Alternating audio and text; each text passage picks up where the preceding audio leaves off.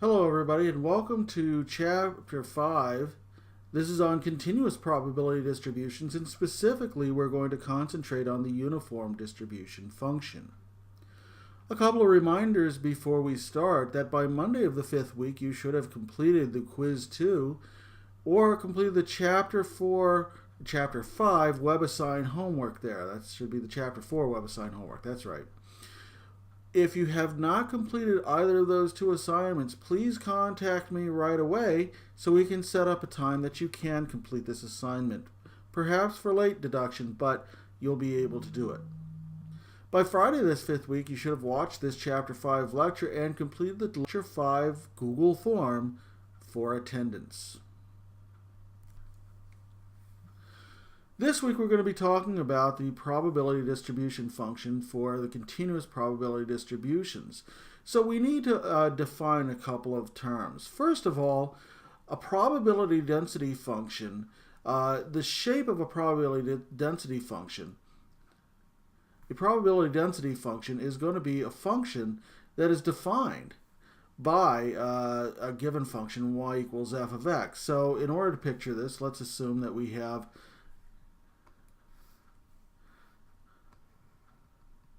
a curve in the x and y plane. And when we say the distribution given by the function y equals f of x, we envision that we have some sort of curve y equals f of x. And it's on a fixed interval from a to b, right?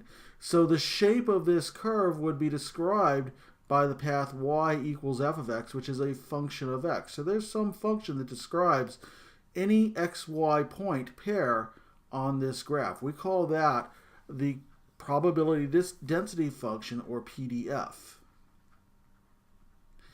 Now, the other piece of this is that we have something called a cumulative density function, which is an area under the curve up to some point x.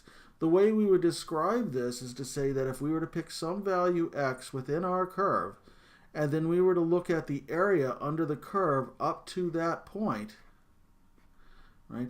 The area under that curve is our cumulative density function.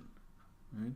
So we're going to describe some properties of that and deal with this probability density function and try and describe what this means in terms of probabilities. And we're just going to take some basic examples in order to do that. Well, before we get there, let's go ahead and talk about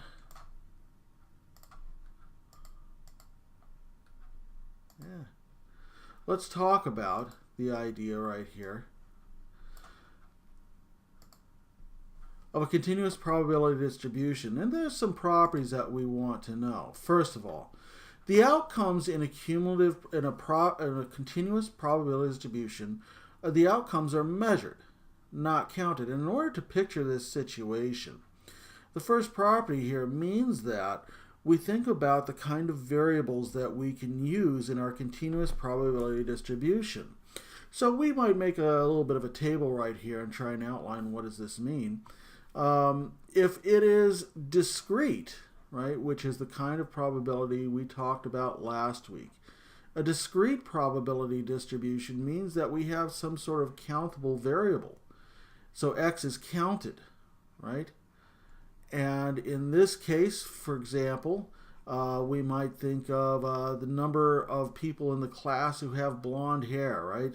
The number blonde, right? We can count those.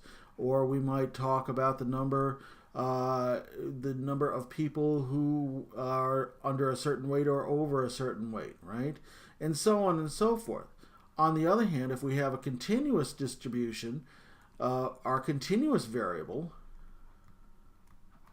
x, as opposed to our discrete variable x, is measured. So x is measured. How do we measure something? Well, we measure things all the time, even though we don't always talk about it that way. We measure our weight, we measure our height, we measure the distance that we drive to work, and we measure the weight of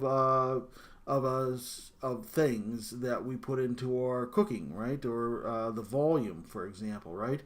So, for example, we might say not a number who are blonde, but those who are of a certain weight, right? Or those who are of a certain height, right? or time, right? Time is a good one. How much time does a thing take? Although sometimes the distinction is a little ambiguous, we have to be careful. We talk about time often in terms of years, and when we give our ages in whole numbers, we are treated as a discrete variable. However, if we were to actually measure the amount of time we've been alive, we could measure that in terms of years, days, minutes, seconds, and have a very perfectly workable continuous variable. So we do have to be careful with the description.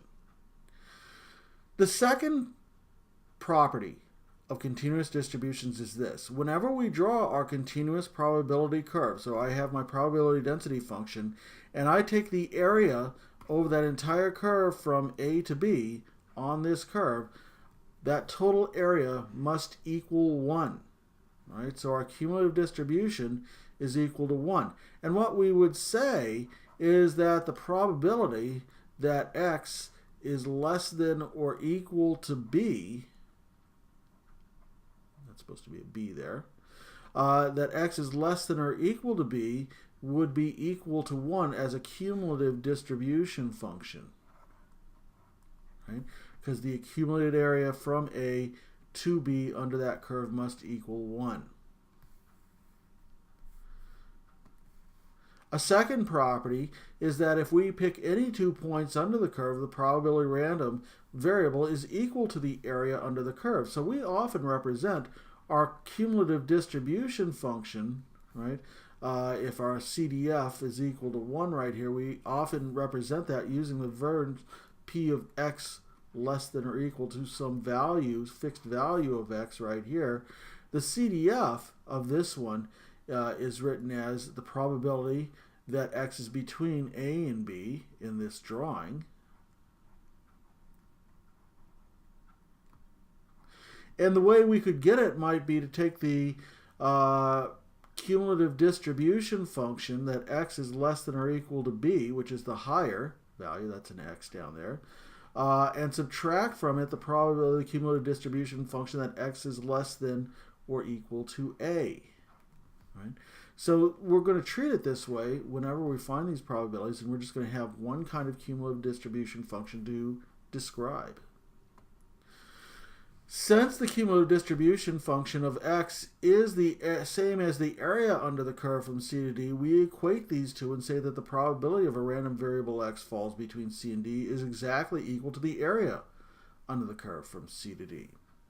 Finally, we would say that the probability under any given single point, right? So if we pick some point C right here under the curve and we try to find the area under that curve, we're going to say that area is equal to 0.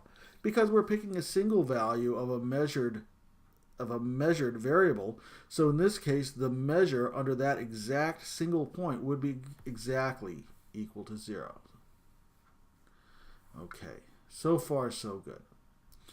So let's talk about the main idea that we're going to deal with here in this section. This is called the uniform distribution.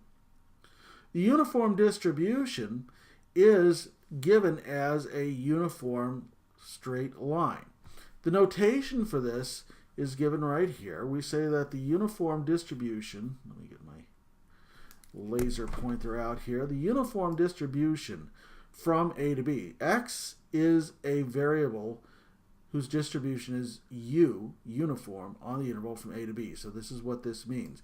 We look in our illustration above right here, and X is a uniform distribution from 2 to 8.8, which is a point here between 8 and 9. To find the mean of such a distribution, what we're going to do is we're going to add A and B and divide by 2. So in other words, we add the endpoints and divide by 2. In this case, if we add 2 and 8.8 and divide by 2, we get 5.4. Well, 5.4, right about in here, is the mean of that distribution. It's right in the middle. Kind of makes sense. The standard deviation is equal to the square root of the difference between B and A squared divided by 12. I've worked that out right here, and our standard deviation under this distribution is B minus A, 8.8 minus 2, squared divided by 12. Then I take the square root of that value, and I get 1.96. That means that Well, like our other distributions, our one standard deviation to the left and one standard deviation to the right gives us our one standard deviation away from the mean. The PDF, that is f of x, the curve that this follows, is the curve 1 over b minus a. What that means is that it's a horizontal line at the level f of x equals whatever constant we get from that subtraction right here. So 1 over 8.8 gives us 0.1471. So if we were to look at our y-axis right here, this would be 0.1471. And every probability over that entire interval takes on the value of 1.1471. The cumulative distribution can be found by taking x, whatever the value of x is, minus a, divided by b minus a on the interval from a to b. So in this example, if we wanted to find the cumulative distribution of all values less than 6, then we would take 6 minus 2, so that's x minus a. We're going to take the x value, 6 minus 2, over 8.8.2, and we're going to get 0.59. Well, if we wanted to find the probability that x is between 3 and 6, then by what I was saying before, if we wanted to get that probability, we're going to take the cumulative distribution less than 6, which we found is 0.59 here, minus the cumulative distribution that x is less than 3, that is 0.15. And so 0.59 minus 0.15, there's a 0.44 probability that a value falls on the interval from 3 to 6 under this particular uniform distribution.